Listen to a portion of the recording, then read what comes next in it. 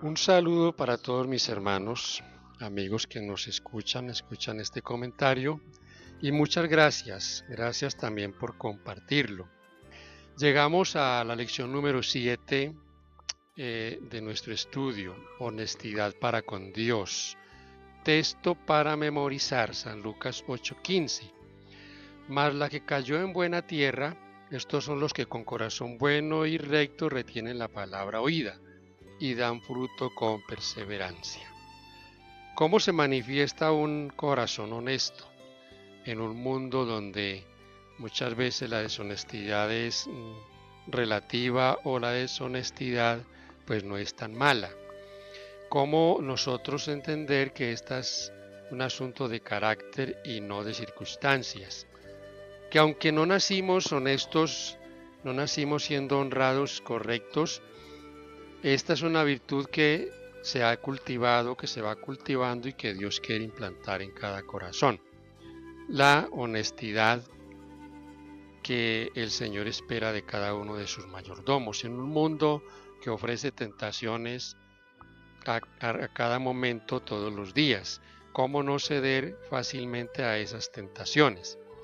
Esta lección de esta semana tiene que ver con un punto muy importante en nuestra honestidad con el Señor. Es la práctica del diezmo y la ofrenda. Y veremos la importancia vital para un mayordomo al ser fiel al Señor en diezmos y ofrendas. Una cuestión de total honestidad.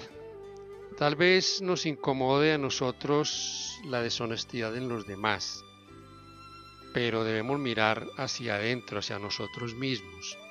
Cómo nosotros estamos siendo, cómo tratamos estos asuntos con el Señor. Somos correctos, somos honestos, porque mire este pensamiento, Testimonios para la Iglesia, tomo 4, página 304, dice: en todas nuestras filas se practica la falta de honradez, y esta es la causa de la tibieza que notamos en muchos de los que profesan creer la verdad. Estos no están relacionados con Cristo y están engañando sus propias almas. Dentro de nuestras filas, ven ustedes la falta de honradez, y esta semana reflexionamos sobre eso. El Señor habló del principio de ser fieles en lo poco o en lo mucho, y el que es fiel en lo poco, dijo el Señor, lo será también en lo mucho. La honestidad es, y el plan del Señor en el diezmo y la ofrenda es una guardia, es un antídoto contra la fea mancha del egoísmo. Quiero decirles que este punto, esto que el Señor nos ha dejado, en esto los primeros beneficiados somos nosotros. Al dar, nosotros somos los que nos beneficiamos. El Señor es dueño de todo. Él podría proveer recursos para que se predique el Evangelio de no sé de qué manera, pero Él podría hacerlo. Pero Él espera que esa parte la hagamos nosotros, que Él entrega en nuestras manos recursos financieros y nosotros entonces llevemos a la tesorería la parte que a Él le corresponde. Levíticos 27:30, hay aquí algo bien interesante, un principio que nosotros debemos de tener en cuenta. Y es el principio de que el Señor es el dueño de todo que le pertenece a Él. Dice el texto: y el diezmo de la tierra, así de la simiente de la tierra como del fruto de los árboles, de Jehová es cosa dedicada a Jehová. O sea, le pertenece al Señor. Yo no hago esto porque soy generoso, porque soy muy agradecido o tal. No, hago esto porque es algo que le pertenece al Señor. Lógico, llego a hacerlo con alegría, llego a hacerlo con amor cuando entiendo cuál es el plan de Dios y cómo Él me ha hecho mi partícipe del trabajo de llevar el Evangelio al mundo. Entonces se convierte, como dice Pablo, en algo agradable, porque dice: el Señor ama al dador alegre. Libro La Educación, dice el siguiente pensamiento en la página, capítulo 15, página 124.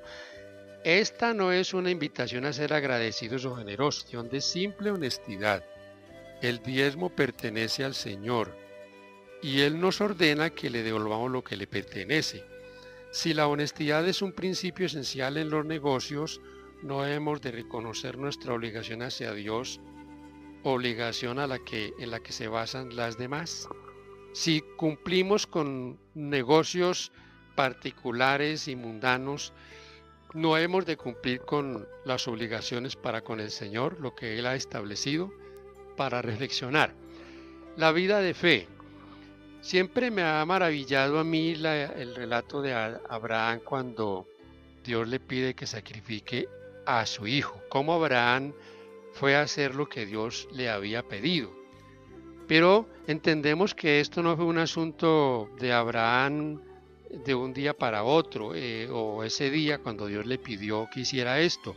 Abraham tenía un principio, su fe había sido fortalecida en el Señor, practicaba los mandatos del Señor, las leyes del Señor.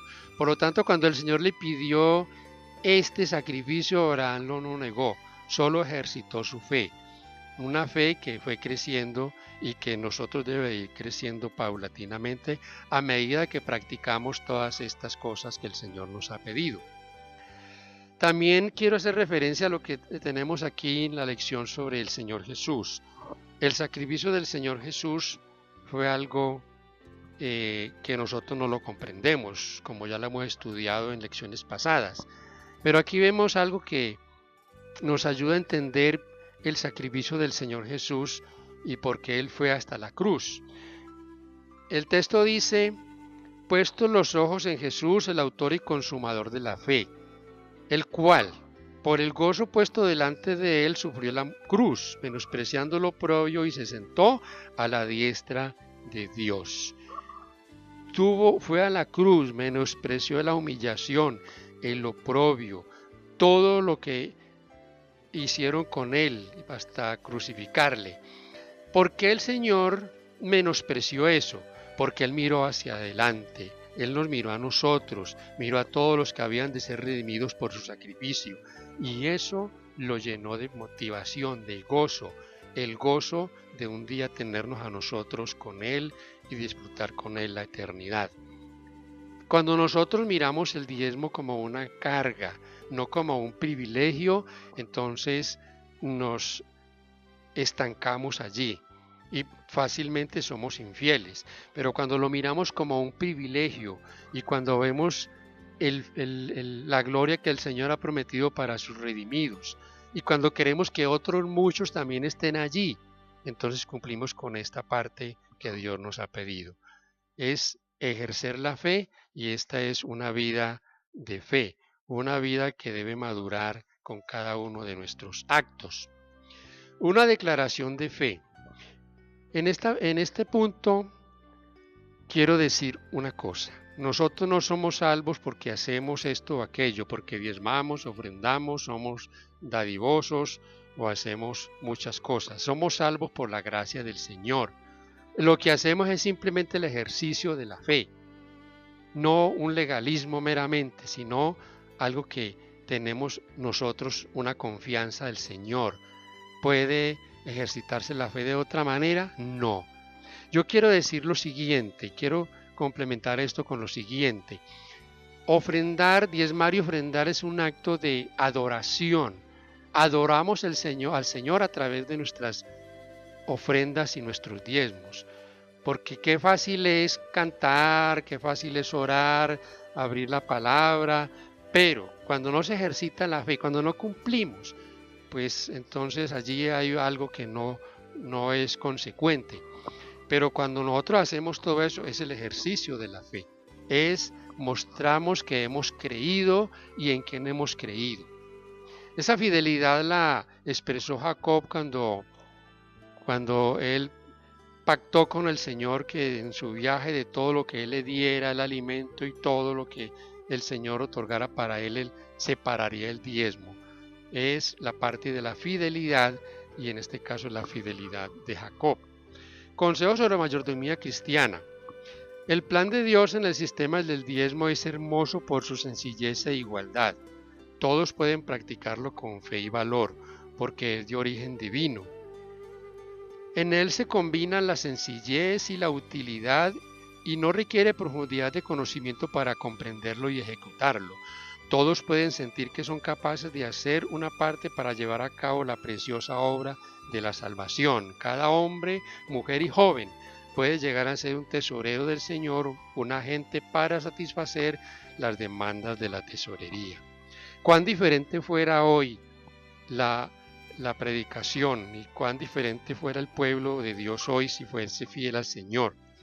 Habrían más obreros, habría mucho más en la tesorería del Señor y se cumpliría lo que dice Malaquías 3:10. Habría alimento en mi casa, más predicación, se extendería la obra por el mundo y, como ya he dicho, los principales beneficiados seríamos nosotros mismos, porque nos despojaremos de la fea mancha del egoísmo que mancha nuestro corazón.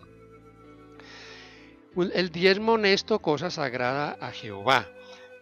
En el texto que hemos leído de Levítico 27 están esos dos principios. Pertenece el diezmo al Señor y es algo sagrado que nosotros entregamos para el ministerio de la predicación, un diezmo consagrado al Señor. El apóstol Pablo, hablando de el asunto de Abraham, la experiencia de Abraham con Melquisedec, habla de cómo Abraham llevó el diezmo a Melquisedec, alguien, el sacerdote de Dios Altísimo, y el apóstol Pablo habla de alguien superior.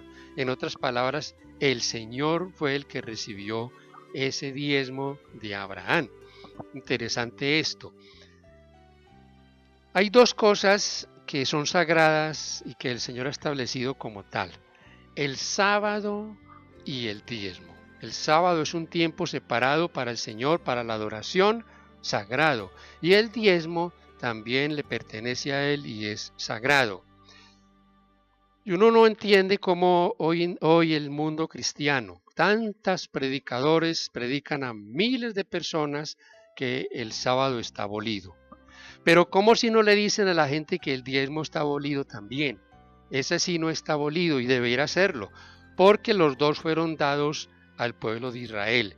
Entonces, si el sábado está abolido, igual lo estaría el diezmo. Y no son consecuentes porque este sí no está abolido. A conveniencia propia es que predican esto. Para nosotros entendemos que ni el sábado ni el diezmo han pasado, están abolidos, son vigentes, y el Señor espera que cumplamos con esta parte. Este pensamiento es muy interesante. Consejo sobre Mayordomía Cristiana, capítulo 3, página 66, dice: asimismo el diezmo de nuestras entradas es santo a Jehová. El Nuevo Testamento no promulga de nuevo la ley del diezmo, como tampoco la del sábado, porque la validez de ambas se da por establecido y su profundo significado espiritual se considera explicado. Mientras nosotros como pueblo procuramos firmemente dar un tiempo a Dios que Él ha reservado como suyo, no le daremos también esa parte de nuestros recursos que Él reclama. O sea, mi querido hermano y amigo, que para nosotros que guardamos el sábado, también se nos requiere entonces que si guardamos el sábado como sagrado, devolvamos el diezmo también como sagrado porque le pertenece al Señor. Y si para ti, mi hermano, mi amigo, tu predicador, tu líder te predica que el diezmo sí está vigente, pues dile también que el sábado también está vigente, porque si el sábado está abolido, lo hacemos a un lado, pues hagamos también a un lado el diezmo. Y esta parte no es así porque ambos siguen vigentes. Le invito para que reflexione en este punto en el nombre del Señor. El reavivamiento, la reforma y el diezmo, dos cosas que van unidas. No puede haber, mi hermano, un reavivamiento sin que también reavivamos esta parte en la mayordomía, la parte financiera. Y esto es demostrado en todos estos textos que tenemos para mirar acerca de cómo Israel en sus reavivamientos incluía la parte de las finanzas, el sostenimiento de la obra. Leo dos textos del segundo libro de las Crónicas en el capítulo 31, los versículos 4 y 5. Mandó también al pueblo que habitaba en Jerusalén que diese la porción correspondiente a los sacerdotes y levitas, para que ellos se dedicasen a la ley de Jehová. Y cuando este edicto fue divulgado, los hijos de Israel dieron muchas primicias de grano, vino, aceite, miel, de todos los frutos de la tierra. Trajeron asimismo en abundancia los diezmos de todas las cosas. Interesante, interesante que el versículo 4 dice para que ellos se dedicasen a la ley de Jehová, para que se dedicasen a la predicación del evangelio. Entonces, eso es lo que Dios nos está pidiendo a nosotros. Si vamos a reavivarnos, mi hermano, reavivémonos completamente. Seamos fieles al Señor y permitamos que su obra avance. Y, como ya lo he dicho, comenzará a avanzar en mí, porque la fea mancha del egoísmo comenzará a despojarse de mí. Esa parte, ese antídoto que el Señor ha provisto para que nosotros nos despojemos de eso que el ser humano tiene como algo natural. Entonces, ¿podríamos nosotros pedir al Señor el cumplimiento de sus promesas? Claro que sí. Pero el Señor espera que nosotros cumplamos también con sus exigencias, que nosotros, si queremos que nuestras oraciones tengan respuesta, no tengan estorbo y seamos correctos al Señor en todas estas cosas. Todos estos principios son fundamentales, porque son principios que nos llevan a nosotros a una plena fidelidad. Debo decir que si somos fieles al Señor en los diezmos y las ofrendas, entonces seremos fieles también en todo lo demás que tiene que ver con dinero, con las finanzas que manejamos, con el prójimo, con todo lo que hacemos. Y eso no será para nosotros difícil porque es parte de nuestro carácter.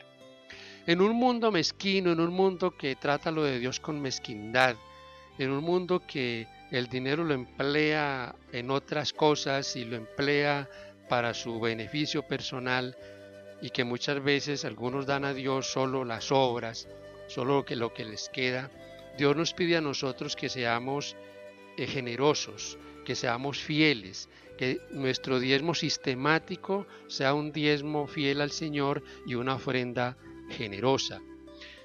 O de lo contrario, pues no podríamos entonces tampoco demandar al Señor sus promesas. Tal vez, mi querido hermano, alguien te ha dicho que no puede devolver el diezmo y argumenta que no le queda, que no le es posible. ¿Cómo nosotros podríamos ayudar a estas personas a entender que el plan del diezmo es un plan maravilloso, que es Dios tratando de hacernos partícipes o haciéndonos partícipes a nosotros de la predicación del Evangelio, pero que a través de esto Él espera derramar sobre nosotros bendición hasta que sobreabunde? Malaquías 3:10 el Señor nos plantea un desafío. Pruébeme en esto a ver si no derramo sobre vosotros bendición hasta que sobreabunde. Nosotros cuando entendemos esta parte, entendemos que en lugar de ser una carga, de ser algo gravoso, es una bendición, es un privilegio, entonces será muy diferente. Y haremos lo que el apóstol Pablo dice, seremos dadores alegres. Estas lecciones, mis hermanos, mis amigos, son muy valiosas. Gracias al Señor por estas amonestaciones. Tal vez tengamos nosotros que reformar algunos puntos de estos. Tal vez en este punto del diezmo y la ofrenda tengamos que hacer un alto y reflexionar que si queremos un reavivamiento completo, tenemos que entrar con el Señor en todo lo que Él nos ha pedido. Pues quiera el Señor que estas lecciones nos ayuden a reflexionar. Si estamos siendo fieles al Señor, continuémoslo siendo, porque esto nos dará cada día la seguridad de que estamos haciendo lo que el Señor nos ha pedido, lo correcto. Pero si no lo estamos haciendo, reflexionemos muy seriamente y hagámonos partícipes de las bendiciones que el Señor quiere derramar sobre su pueblo. Gracias al Señor por habernos permitido compartir un poco este comentario de esta lección de esta semana. Que el sábado, al compartir plenamente en nuestras iglesias, podamos transmitir eso que estamos viviendo. Estamos siendo fieles mayordomos al Señor, pues compartámoslo y demos a conocer y contemos todo lo que ha hecho el Señor por nosotros. Este servidor podría contar muchas cosas de las maravillas que el Señor ha hecho, de cómo Él bendice, cómo Él nos llena de bendiciones y cumple con sus promesas. Que Dios nos ayude a vivirlo, a predicarlo y a podernos gozar de ser honestos mayordomos del Señor. Que Dios te bendiga ricamente.